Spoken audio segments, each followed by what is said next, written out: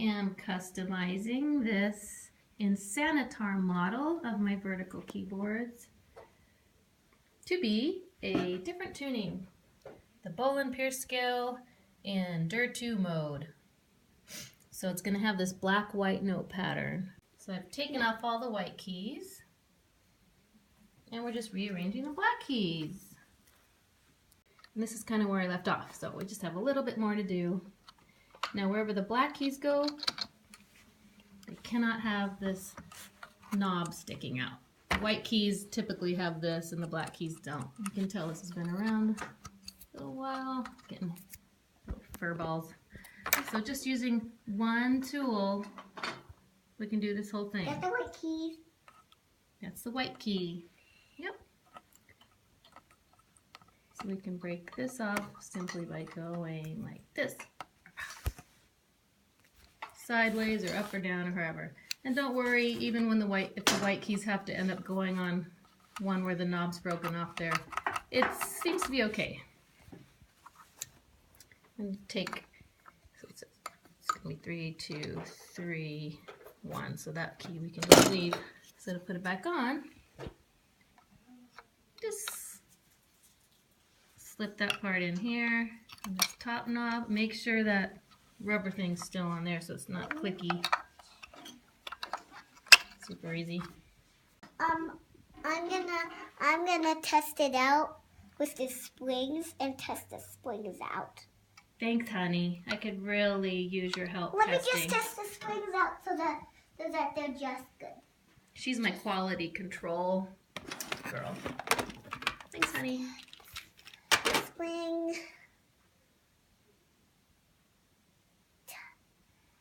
The tall ones are not good. Not as stretchy.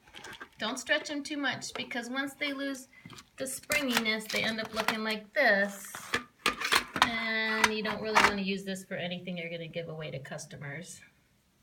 Oh. We could use that for one of my home models. You could use the little ones because the little ones are just good, stretchy. Yeah.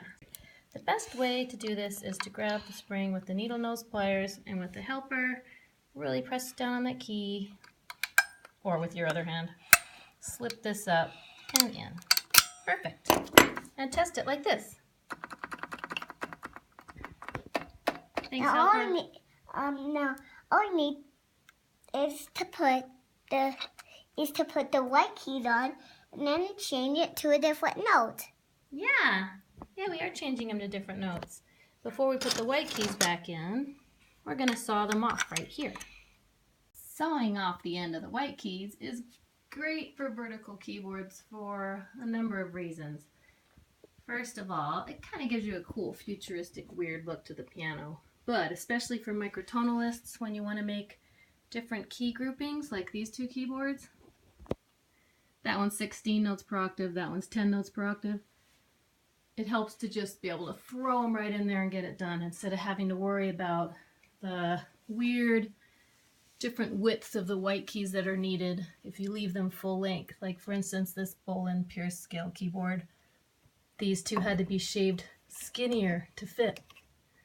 I played piano all my life and I never really thought about the fact that all 7 keys, white keys, are different shapes. On a regular keyboard, the C and the F are actually slightly different shapes. One of them is more fat up here and one of them is more narrow. The E and the B are slightly different shapes. The G and the A are slightly different, the way they wrap around. And the D is symmetrical, so that's different. They're all different. So if you want to rearrange it for a different tuning, it's way easier to just chop off that whole part.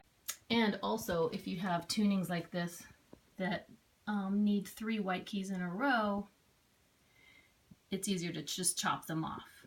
The other option is to do like this one and make a black key white. So if you need the keys to be full length, you really pretty much have to make this black key white. Otherwise you'd have extremely skinny white keys there, which any pianist would not want.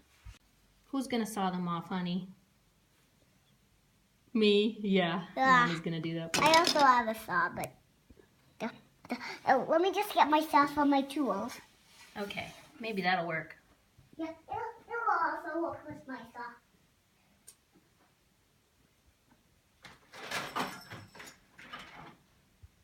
And I just get my tools. And got the bench to sit on. Here's what I'm gonna use. Chair tool still while I'm doing it. I mean, okay, just, and you can help me.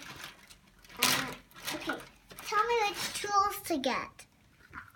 Tell me which tools to get. Do you have any needle nose pliers that kind of look like this? Let me check. Or any kind of pliers? Hey, good job. Close enough. And do you have a saw? Gosh, I don't think you have a saw. Hammer. I can use this. That's a leveling thing. Oh, we could pretend it's a saw, yeah. I can do it that or like that. That'll work too. Bah. Could you help me? Yeah, I'm gonna have to help with the sawing part. This is gonna just be a little bit tedious, but what I'm doing is numbering, which is really easy. The regular layout, because the keys actually have numbers on them. Never mind the E, but it says they're all called E. 1, 2, 3, 4, 5, 6, 7. And they're slightly different widths depending on what number they are.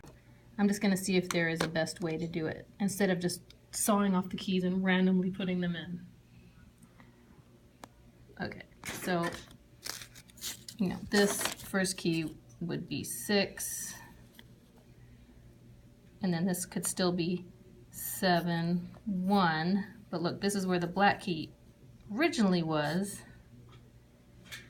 Okay, let me figure it out, then I'll film it. Ha! That was super tedious. But I don't mind that tedious stuff that most musicians would never do. Okay, so for whoever cares, this is what I figured out. If you're making a Bohlen-Pierce Scale Dirt 2 mode, and you really want it to fit nicely, you would need 6 1 keys, 4 number 2 keys, 5 3, 4, and 5 keys, 6 6 keys, which I didn't have, but I substituted some 7s because they're pretty much the same, and then 5 7 keys, and then 27 black keys, and then 25 whatever you got left over keys. And we're here by this red groovy sink so that we can wash them all clean. Want to help me, Alice? Okay. Thanks. I'm gonna wash them. Yeah. Okay. Thanks, honey. Could you help me turn it on? Let's go. And your pony's helping? Well, I'm splashing them. Is that helping? Just splashing them? That's totally helping. Mommy, it's getting fuller and fuller. Turn it off. Let me go in the well. Uh-oh. Boing. Boing. I think we're getting a little too much help today. Say cheese. Cheese. Cheese. Cheese. This one is all clean.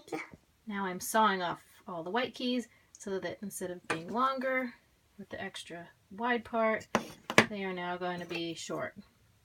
And then I'm going to sand them. As you can see, it's very rough. I'm going to use a big old electric sander to sand them down. You could do it by hand if you have the patience. I have a very rigged up thing going right now, just one clamp, and I'm just sawing like that. That's why they're so rough. I've done it before where I have all the white keys mounted on the actual keyboard, so I just saw right across, but I felt like that was shaking the keyboard too much. I was worried about damaging it. So I'm just doing them one at a time. What the heck? And I'm using metal blades. In other words, blades meant for metal. They also make for PVC and other types of plastic, but I just felt like those are a little thick. I usually have the best luck with just the regular metal ones because they've got the smallest teeth.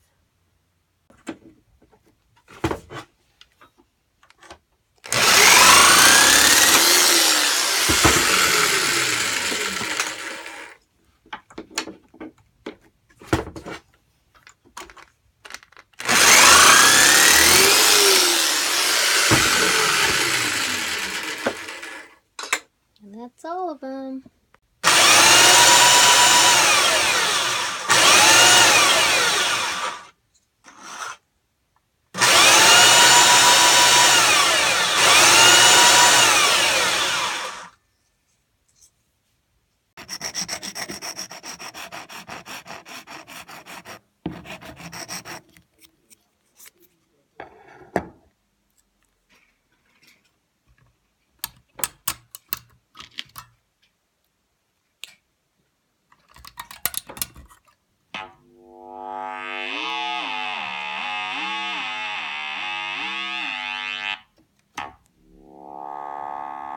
All right. I think it works, Alice. You want to come check it out?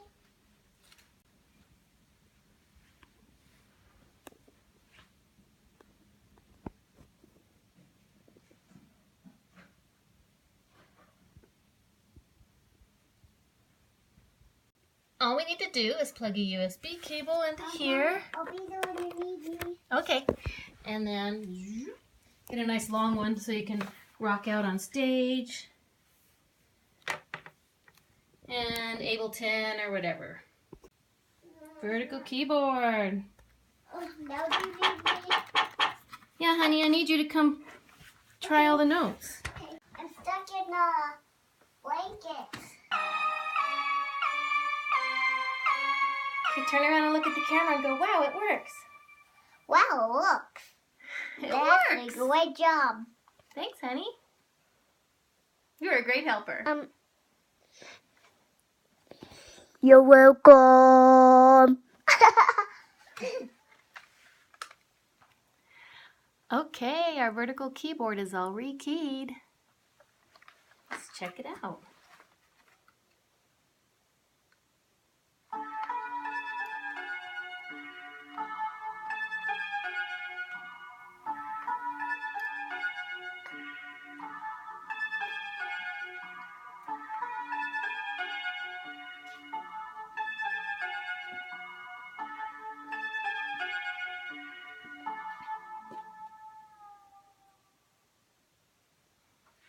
Hey, and don't forget to hug your vertical.